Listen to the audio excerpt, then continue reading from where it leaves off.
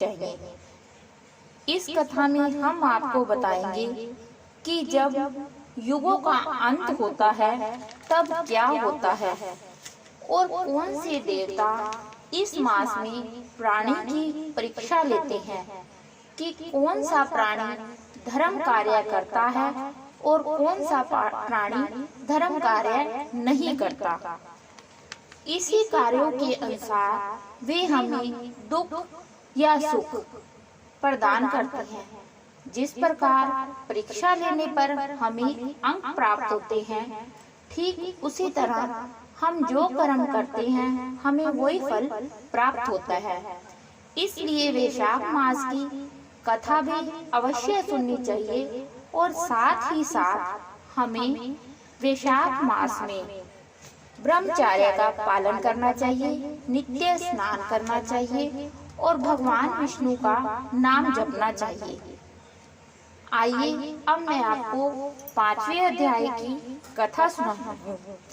नारद जी कहने लगे, हे राजन, वैशाख मास में सब धर्मों, सब प्रकार के तपों, सब महीनों और सब दानों से अधिक उत्तम क्यों है? सो सब है महाप्रज्ञ। अब मैं तेरे सामने कहता हूँ, तू ध्यान से सुन। जब सब युगों का अंत होता है तब सब देवताओं के राजा शेषशायी विष्णु भगवान अपने उदर में समेट प्रलय के समुद्र में शयन करते हैं और योग माया के प्रताप से अनेक होकर भी एकता को प्राप्त होते हैं। एक दिव्य निमेष व्यतीत होने पर वेद प्रार्थना करके भगवान को जगाते हैं। तब भगवान अपने उदर में स्थित जीवों की रक्षा करते हुए उन जीवों को अपने अपने कर्मों का फल देने के लिए सृष्टि के रचने का मन में विचार करते हैं। तब विष्णु भगवान की नाभि से त्रिलोकी का आधार स्वरूप स्वर्ग में कमल उत्पन्न होता है। उसी कमल में से विराट पुरुष रूपी ब्रह्मा उत्पन्न हुए। फिर भगवान ने उस विराट पुरुष में 14 भुवन उत्पन्न किए, जिनके भिन्न भिन्न कर्म और आश्चर्य हैं। ऐसे अनेक समूह रचे। फिर सत्य, रज, तम 3 गुण, प्रकृति, मर्यादा और गुणों के स्वामी रचे।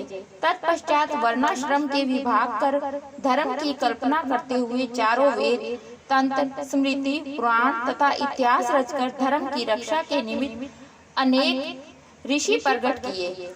इन ऋषियों ने अलग अलग वर्णों के अलग अलग धर्म प्रवृत्त किए, जिन पर सब प्रजा श्रद्धा करने लगी।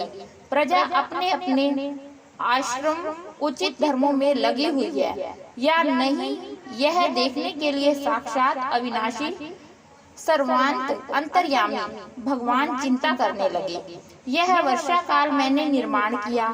इसमें सब प्रजा कीचड़ आदि में फंस दुखी हो रही है, जिससे सब धर्मों को नहीं कर सकती। यह देख क्रोध उत्पन्न होता है, मन प्रसन्न नहीं है। मेरे देखते कोई दुख नहीं पाए, अतः उन्हें देखूं। शरद काल में सब खेती में लग रहे हैं, इससे पूर्ण रीति से धर्म नहीं कर सकते हैं। कोई पके फल की अपेक्षा कर रहे हैं, कोई वर्षा से पीड़ित है, कोई शीत से दुखी है, अतएव धर्म नहीं करते हैं। इन्हें देख मुझे रोष उत्पन्न होता है। इनकी उल्टी गति देखकर मुझे संतोष नहीं। हेमंत ऋतु में सर्दी के मारे कोई प्रातःकाल नहीं उठता। सूर्य उदय से पहले न उठते देख मुझे क्रोध उत्पन्न होता है। शिशिर ऋतु में भी प्रातःकाल के समय शीत से पीड़ित रहते हैं तथा फसल पक जाने की प्रतीक्षा करते हैं। फिर जो मनुष्य जाड़े के मारे प्रातःकाल स्नान करने के लिए केवल सोचा ही करते हैं, उनका शुभ कर्म लुप्त होता जाता है, जो कभी पूरा नहीं होता। यह समक्ष प्रेषण का नहीं है। ऐसा विचार कर भगवान ने बसंत ऋतु को संपूर्ण पातकों को निवारण करने वाला माना है।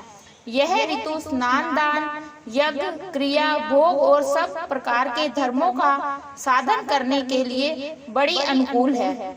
इस ऋतु में धनवान सब वस्तु बिना प्रयास ही प्राप्त करते हैं। जैसे लोगों को धन से सुख मिलता ही है, जो विष्णु भगवान के आधारभूत प्राणी हैं, उनके धर्म का साधन ही द्रव्य है। बसंत ऋतु में संपूर्ण द्रव्य प्राणियों को